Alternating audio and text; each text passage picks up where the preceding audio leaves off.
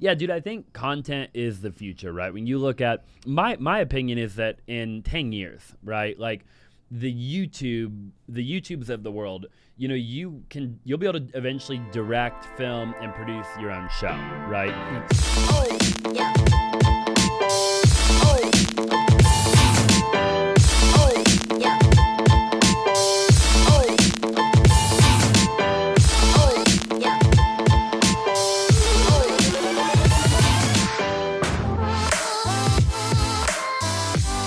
Hey guys, welcome to another episode of Break It Down with Braden. Super excited. I got Austin Zaback on here with me today. Thanks for joining me, Austin. Hey, I appreciate you having me, man. Yeah, I'm excited to jump into it. Austin and I actually have never met before, so This is actually our first time meeting. We've actually kind of seen each other on our podcasts and whatnot, so power of the podcast.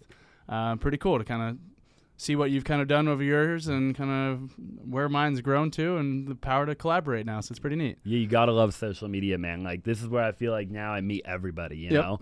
So, yeah, we've been DMing. I'm like, dude, I got to come on yours. You got to come on mine. Yeah, I love it, bro. I appreciate you having me here. Of course. Tell everybody a little bit about yourself, kind of your background and what you're doing. Yeah. So I'm 27 years old, real estate investor, real estate agent, and then I have a real estate team. Own a couple of other companies as well. They all, in some capacity, are basically, real estate related. I've got like 2 companies that aren't real estate related, but yeah, man, I've been in real estate since the day I turned 18. I got into wholesaling when I was 17. Okay. But I got my license, obviously, when I turned 18. And so wholesaling is my first thing I ever did. I saw a Facebook ad, somebody stand in front of the bank, in front of a Lamborghini, like, you can, sell real estate, no money down, bad credit, no credit, like whatever, right? You don't need any money. You get rich, you know? And I fell for it. And, took me a while to get going. But once I got going, I really, mastered the wholesale world. And that's always been like my primary thing. Okay. But then obviously I got my license and now I have a big retail team. And so now we're just kind of like vertically integrating all of the different aspects of real estate. Yeah. Love it. Talk about so at 17, how did you get started in wholesale then? Yeah, so, I was always kind of an entrepreneur. So I grew up with my grandparents in their garage. I started a pool company when I was like 9, right? So I always had an entrepreneurial mindset. I was making good money, man. Like when I was 12 years old, I was making probably 50 grand a year. Just cleaning pools? Yeah, cleaning pools. Okay. There were 1,600 houses in our neighborhood. We lived in Gilbert in the islands. Yep. And so, I always had that mindset, but then the market crashed. And so I was young, obviously. I was 14 or whatever I was. And I started getting jobs, just regular jobs. And so what really happened was that after I worked all the jobs, I got into network marketing, loved network marketing, but for a lot of different reasons, it just didn't work out. But I learned a lot. And then real estate was kind of that next thing. I was like, man, I really want to get into real estate. But obviously I'm 17. Like I don't know how to flip a property, right? And I couldn't get my license. And so when I saw that ad of like, hey, you don't need a license. You can get in real estate. And, I didn't really understand wholesaling, right? But they're like, you could flip the contract, And so I just went all in, and that's kind of what happened, man. It took me 9 months to close my first deal. Okay. And then the rest was kind of history after that. Yeah. Love it. How'd you get your first deal then? I was actually doing direct mail. Okay. It was like Idaho or something, dude. It was like it was a virtual deal. Yep. So I was doing direct mail. I blew a bunch of money. I wasn't actually profitable because I was trying to figure it out. I was doing like bandit signs and direct mail, do all this like crap that doesn't work, right? Yep. Well, maybe it does depending on the market. But anyways, and got my first deal, and I think I made like $7 grand. So but for me, it was like proof. I finally proved to myself that I could do it, right? It's possible. Yeah, it was possible. And that really changed my paradigm because then it was like, okay, if I could do it one time, I could do it 100 times. Yep. And if I do it 100, I could do it 1,000, And so now here we are. Yeah. Love it. So fast forward to today. So it's been 10 years since you've been wholesaling properties. What are some of the different systems, processes that you've kind of implemented today that really help you get to that level that you're at now? Sure. Yeah, I turned it into a company, right? So I think, there's a lot of wholesalers out there that treat it like a hobby. Yep. And I tried my very best to turn it into a company. So I watched, the Josiah Grimeses, the Jamil Damjis, the Hunter Rungions. I was partners with a lot of those guys, early on. Even the Cody Spurbers and stuff like that. And so I saw what they were doing. And then obviously that was before Keegley even existed and the whole thing, right? And they all treated it like a company. So they hired people and they had acquisitions and you had dispositions and you had, all of the different aspects that you would see in a company, right? And so that's really what I've been working on the last 8 years or so, is just, building out the different departments of that company to where it would run, without me being in it all the time, right? So now, we have marketing, obviously, which is how you generate all the leads, right? We do mostly cold calling. Okay. We have like 32 VAs that work full time for us. And so we're dialing 25,000 phone numbers a day, and then those leads go to acquisitions. They're acquiring the deal. Then those move to dispositions. We dispo the deal and so on and so forth. Now we have transaction coordinators and we have the whole thing, So that's kind of what we're doing today. And now we're vertically integrated. So now, if we can't buy it cash, then we can list it, or we can get creative on it. We can, use something like HomeLight or whatever, where, we can do a trade-in on their property or whatever it might be. So the idea now is like, if a homeowner wants to sell, we can help them, right? And we'll figure out like what they need help with, and then we'll solve that problem. And then same thing. Now the seller is typically now a buyer, right? So now when they sell, then we have like reward programs and stuff where they can enter in and get savings on getting pre-qualified for the next home or whatever it might be. Yep. Yeah. Yeah, I feel like people that I've met from your team have kind of portrayed that. They're like, well, no matter what the situation is, we could help them. And that was kind of one of the bigger things of why they kind of went to your team, as they felt as though you had that system in place, which really helped them kind of amplify their level of getting that listing or selling that next transaction. They've got a system in place for everything. Yeah, I think that a lot of real estate people in our space, they're a one-trick pony. I think you've got a lot of agents out there that still just have one solution. They have one thing in their tool belt. They can list your property, right? Yep. But if that isn't the best route for you, it's a dead lead for them. They walk out of the door, And you see a lot of wholesalers the opposite, right? Where they're going and trying to get that cash deal, that purchase contract. Yep. And if a seller doesn't want to sell at 50 cents or 70 cents or whatever on the dollar, then it's a dead lead, right? They walk out of the door. They're not gonna list it. Right. Maybe they refer it to another agent or something, but then it's like, okay, are they going to follow up? Like, I have no visibility of that after I pass it off now, right? And so my idea was like, hey, I don't want to be a one-trick pony. I want to be a solution-based company. I'm all about like serving other people. So we want to serve the consumer, and I believe our fiduciary is to serve that consumer. So if we're trying to force them into a box of like, hey, this is what you should do, is that really in my fiduciary to them? Like, or is my fiduciary to them to solve their problem, whatever that is? Right. So give them the option. Right. Yep. Yeah. So obviously you've been growing a lot lately. Talk a bit about the growth, the issues you've been having, the successes you've been having, and how it is having employees, because it's a lot. Yeah, it is a lot. I've learned a lot along the way. I've failed a lot. I think a lot of people don't see that on social media. The failure is insane. You try every little thing. When you start building stuff, you try different pay structures, and you try, salary versus commission, or a little bit of both. $2,000 in salary, and then 20% commission, $3,000 in salary, 15%. Like there's a million things you're trying, right, to figure out like what works. Yep. And that applies to every aspect of the company. So, we've hired a lot of people. A lot of people have come and gone. Yep. I believe that we always leave people better off. So I don't have any enemies out there. I think that anybody that's ever been in my organization and left, they I would hope speak highly of me. Like we've helped them in some way, and it's always ended on good terms. I don't have any bad blood, which I love, and so I think now it's just about really vertically integrating it at an even bigger level, right? Like how do we, we obviously do a lot of wholesaling nationwide, but now it's like really taking all of it nationwide.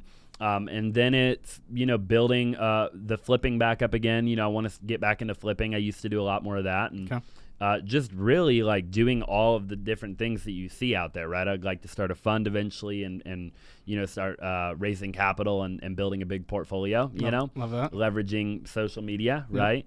So yeah, man, but it's tough. I think that people don't understand like having employees and stuff. I mean, culture is a big one, right? I've failed. I've done good. I've done bad. I've been the guy where like, I micromanage everybody and like that whole thing, right? And then I've been the guy where I'm too easy on everybody and I'm everybody's friend, right? And neither of them work very well. And you got to like walk the line, And so they're just, when you start a company, I think there's just so much that people don't tell you that you just got to figure it out on your own. Even if you have a mentor or somebody, like you're still going to make mistakes along the way. You brought up a good point. Who is one of your favorite mentors?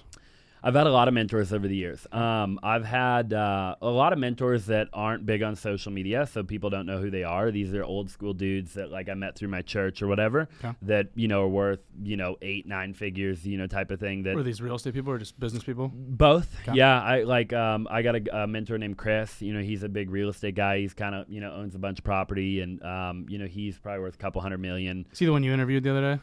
No, I've never had him on my show. No. Gonna keep that one in the pocket. Yeah, you could. You probably wouldn't even be able to find him on social media. He's a dude that is just in the real world, right? Doesn't need to do it. Yeah, yep. And so a lot of dudes like that, like Josiah and a lot of those guys from Keighley used to be my mentors, and I'm still very good friends with all of them. Yep. I went to Australia with Josiah Grimes. Josiah was a really good mentor to me. And just dudes like that. One of my first mentors in real estate, I don't know if you know him, Torsten Colson.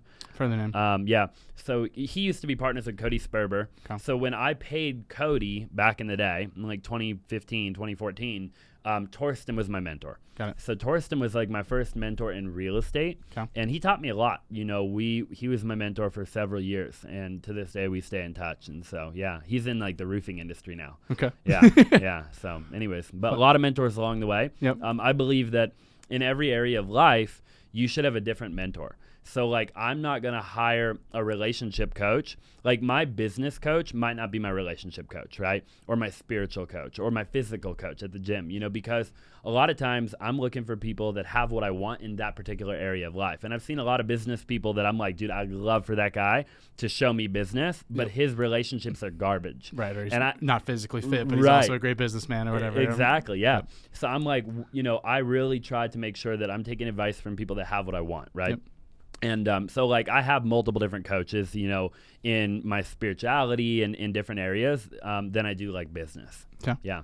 Let's talk a little bit about your personal life since you brought up spirituality. So I just from our quick phone conversation that we had before this and obviously from this interview, you've got a lot of energy about you. I love it. Kind of quick talker and you get to the point, and it's cool energy to have and be around. What kind of things do you do throughout the day to kind of keep your spirits lifted like that? Yeah. I think it was an acquired thing. I think that I've always been like really energetic as a kid, but I'm constantly feeding my brain with good information. I try to. Okay. So I haven't watched the news in a decade. I don't watch TV. I don't have cable in my house.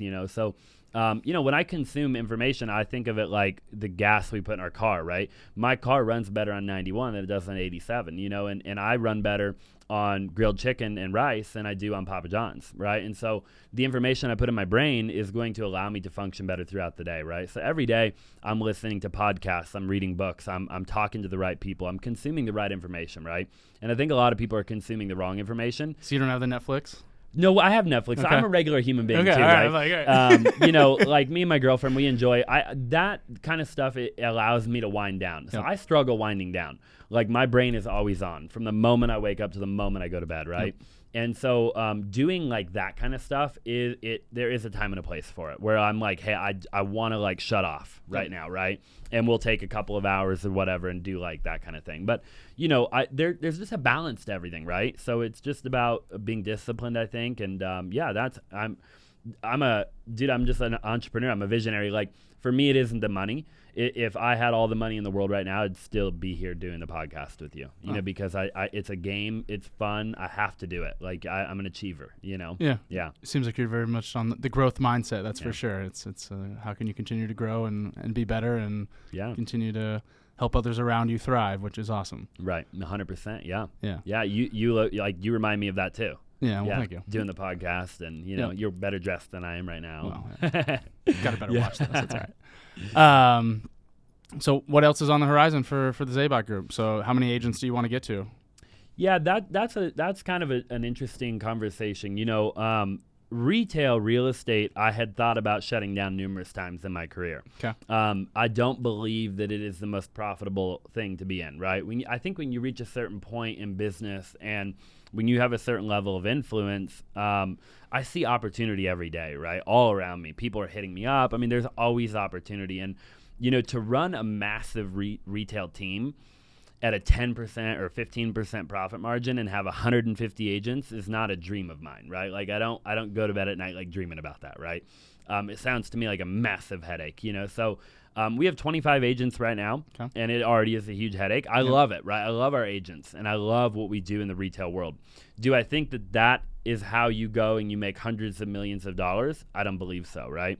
So I think for me, I go back and forth between, is it a numbers game? Do you go get 300 agents, which we could do with social media, right? Yep. And create a universal training platform, have transaction coordinators in place, an office, a printer, the air conditioning, the whole thing, right? And it's more of like a plug and play, but you've got 300 agents maybe doing like average. Or do you have 50 agents that are really high producers, and you go out and get all the B2B relationships, and you've got this, all of the lead generation coming in, and you're really like focused on each agent being a really high producer, right? Yep. And I battle that. I don't know where the future will take us. I think for me, my ideal world would be like, I want to do what I'm good at, right? Which is I can do all the roles in the business. I could be a sales coach. I could do all of that. But I don't necessarily enjoy every role anymore, right? I enjoy doing stuff like this. I enjoy being in front of the camera. I enjoy going and talking to my team like at an event or like in front of everybody. But to sit down one-on-one with every agent or every person on my team, like I don't enjoy that, right? Yep. I get bored, Well, you don't have enough time in the day. And I don't have enough time. And so I think my idea is like just delegate, right? Like delegate, but do it the right way. I think a lot of people delegate the wrong way, including myself. I've done it many times, where you lose kind of the culture when you're delegating. It's such a fine balance, and I think you figure it out as you go. But I'd love to do $1 billion a year in retail. We'll do well over $100 million this year in retail.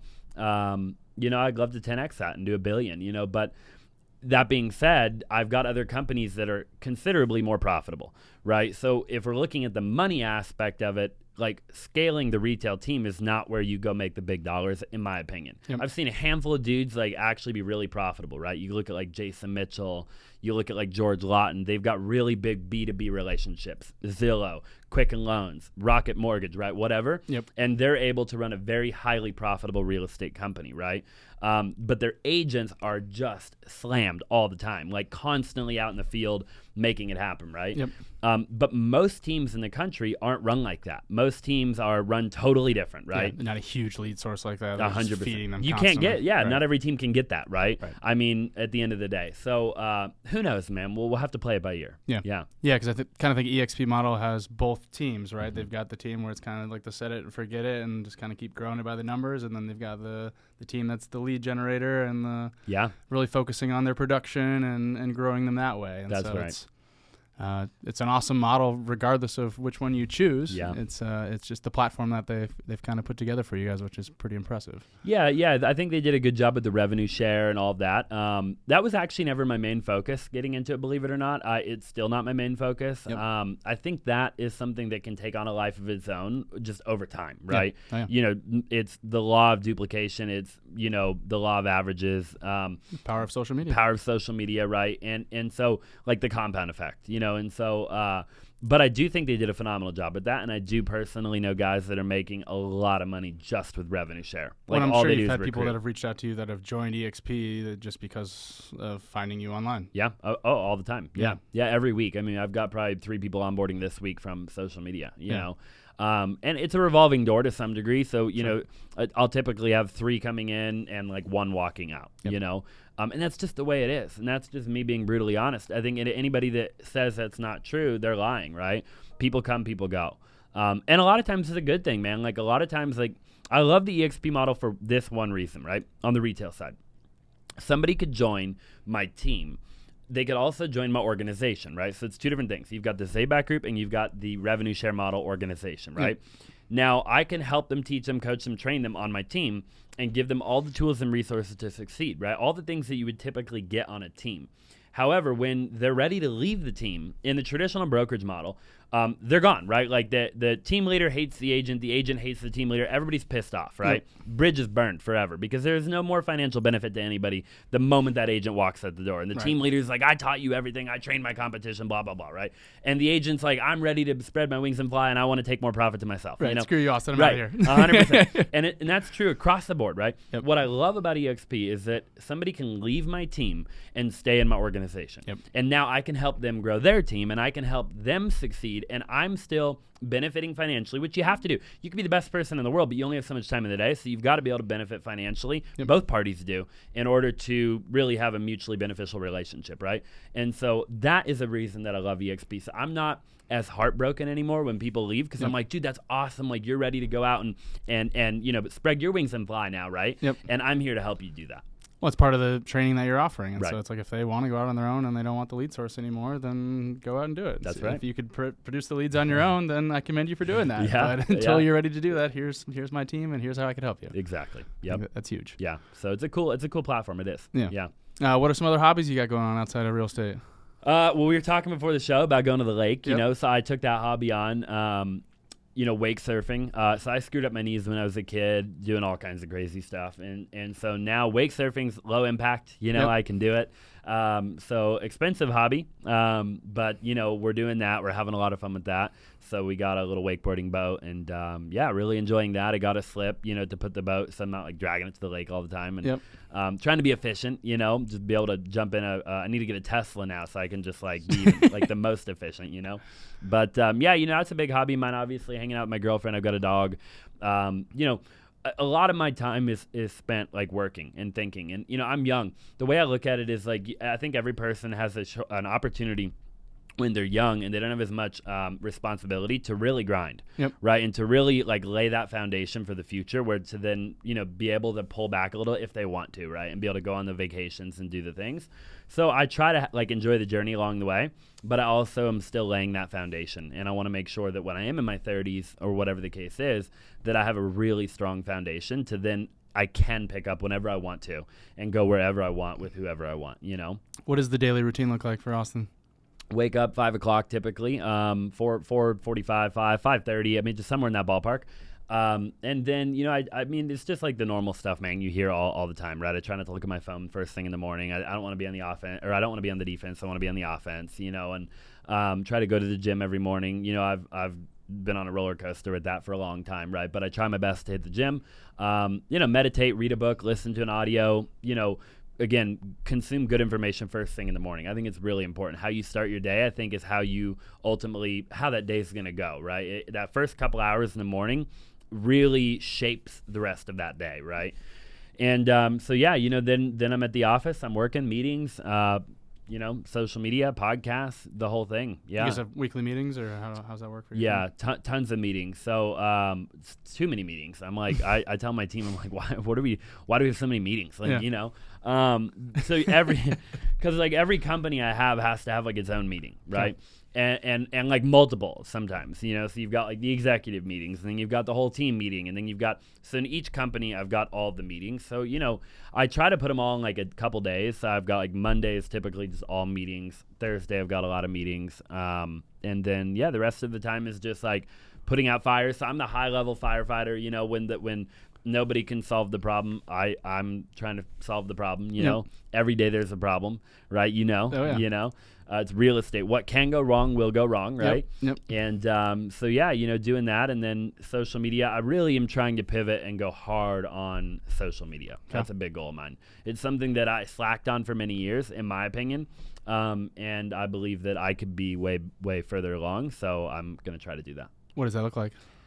More of this. Okay. Yeah, a lot more content, more value. I think How often are you posting? Right now, we just changed it up. So right now I'm posting 3 times a day on Instagram. 3 times a day. 3 times a day on Instagram. We're posting, as of like this week, Okay. we're posting 2 to 3 times a day on TikTok. And then I've got 3 YouTube channels. So we're posting at least once per day per YouTube channel. Shit. Okay. Yeah. I need to step it up. Dude, it's hard.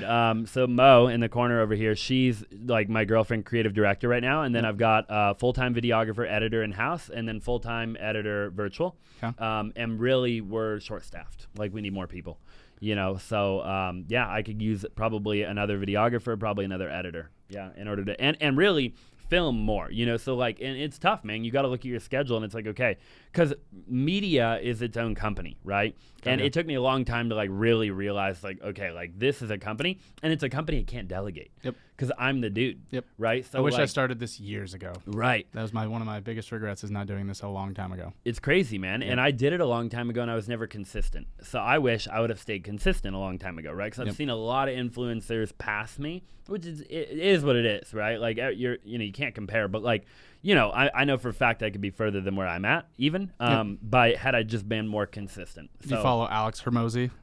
Yeah. One of my favorite guys. Amazing. I think he says he posts like 7 times a day. He's brilliant. Dude. And guys like that are interesting too because they're like documenting more than they are like creating. I think you know, and you're seeing guys like Pineda, Pivot. I mean, like the Gary Vaynerchuks have always been doing it, right? And then you've got the Grant Cardones, the Ty Lopez's. Like, I think those dudes like.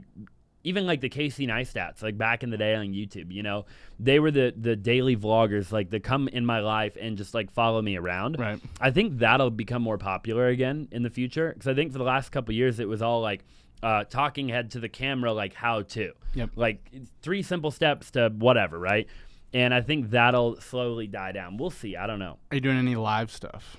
I haven't done live in a long time, man. Okay.